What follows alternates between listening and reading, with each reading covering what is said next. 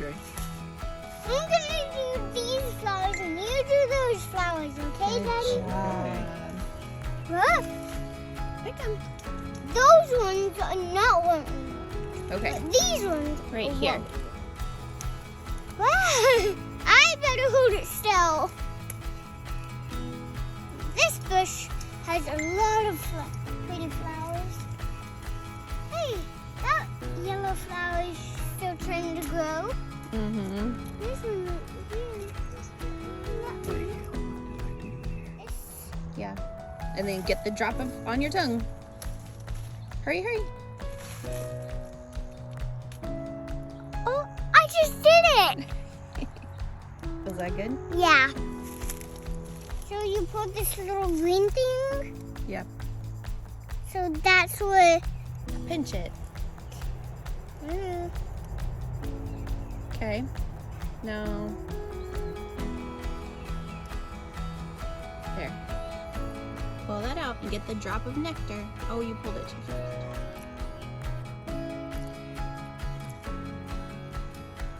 Right there. Is it good? Yeah. That was sweet. Yeah.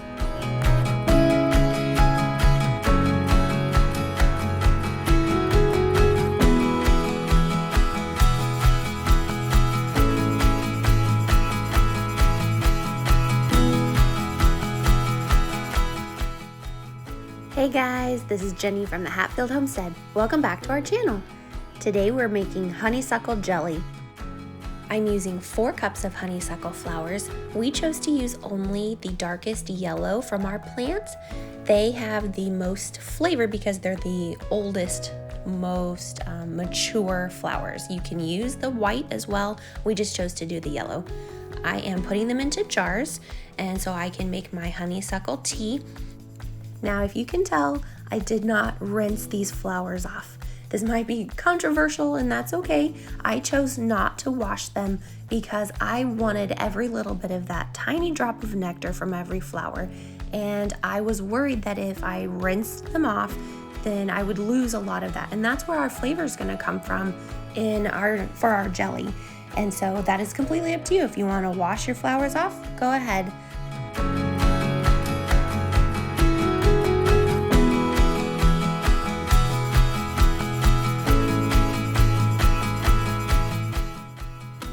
Now I'm adding boiling water.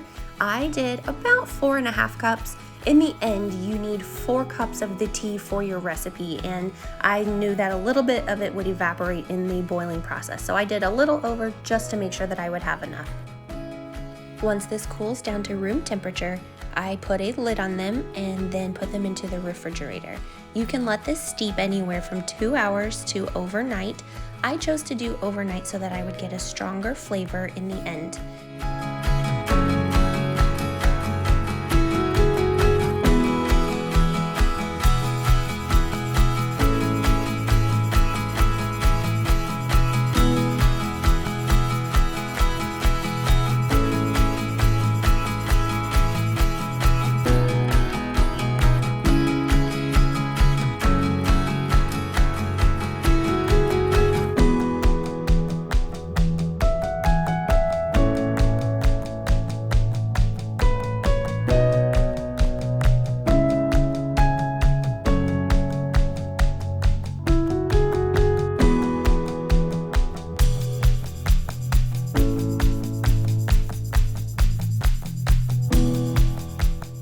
Now it's time to strain our tea.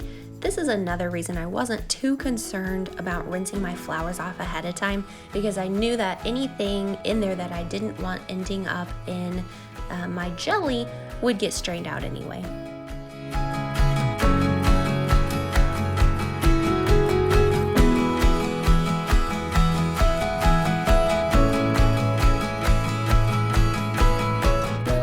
It's crazy to me how green this ended up looking, but you'll see here in a little bit. Don't worry, it turns really yellow.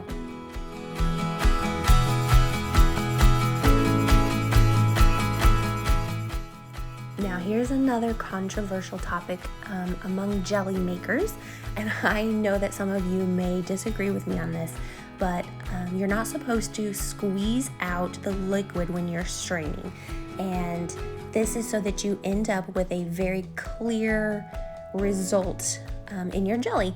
I don't really care what it looks like. I know it's gonna taste good and it's just to feed my family, so I'm gonna squeeze out every last drop of that I can get because we worked hard picking those flowers and making this tea, and I don't wanna waste any of it. Now I forgot to measure this before I put it into my pot, so I'm gonna measure it just to make sure that I do have enough. Like I said earlier, we need 4 cups of this tea to make our jelly with.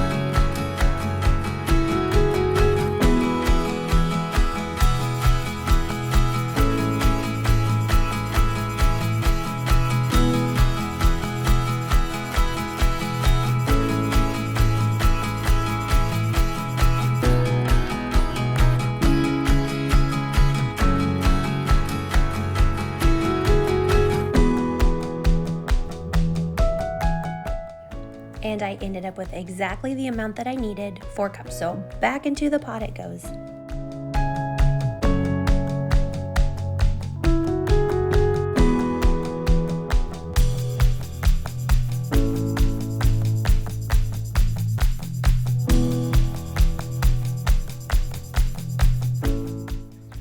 Once your liquid has come to a full boil, you can stir in your lemon juice. Now remember how I said this was green, but it's going to turn yellow? And there it is. That is so crazy to me, but it does turn this beautiful yellow color. So you mix in your lemon juice and then 1 full box of pectin.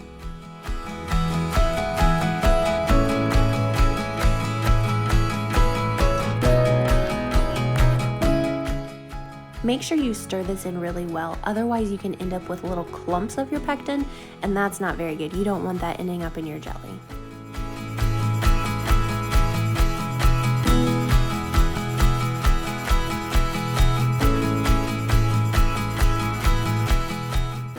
Once your mixture has returned to a full rolling boil, you need to stir in your 4.5 cups of sugar.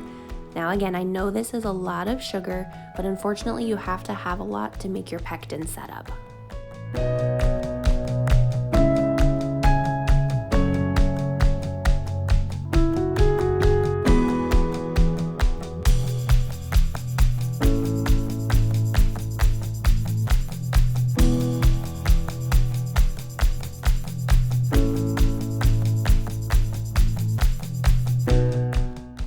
Now we're going to bring our mixture to a boil once again. We need a full rolling boil that cannot be stirred down. This means that when you stir it, it keeps boiling. If you're not to the right point yet, when you stir it, your bubbles will stop and it'll take a few seconds for it to start boiling again. So once you have reached that boil that cannot be stirred down, start a timer for 2 minutes. And during these 2 minutes, you need to stir your jelly constantly.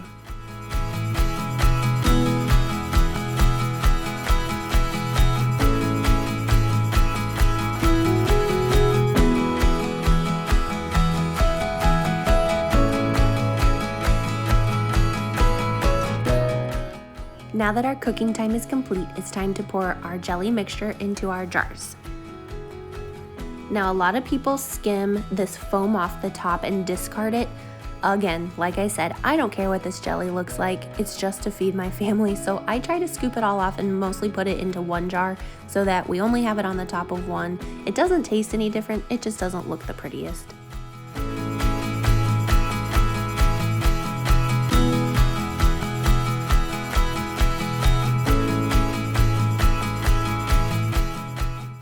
Now I'm wiping the top of my jars. This is to ensure that they are really clean. If they're not, it can cause your lids to not seal properly. And now top with new, clean canning lids. I know that these have markings on them that makes them look like they've been used. They have been used, but only for a dry storage, and so they have not been canned with, so they are still safe to use.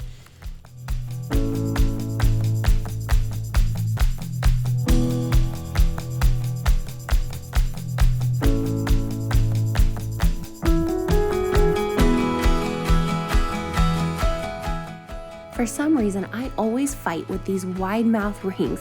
Maybe you have that same problem, maybe you don't, but for some reason, the threads of them just won't line up. So I fought with them a while, and then my husband came to the rescue. And then you load your jars into your canner. This is a water bath canner, and we are going to process them for 10 minutes.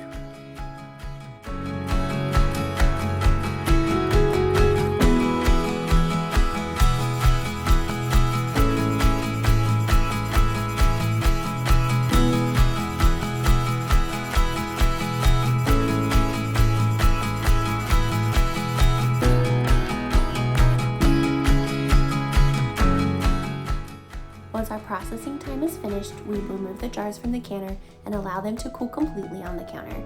This is a photo from a different batch I made, but they turned out so beautiful and so clear. Thanks for watching. Don't forget to hit that subscribe button.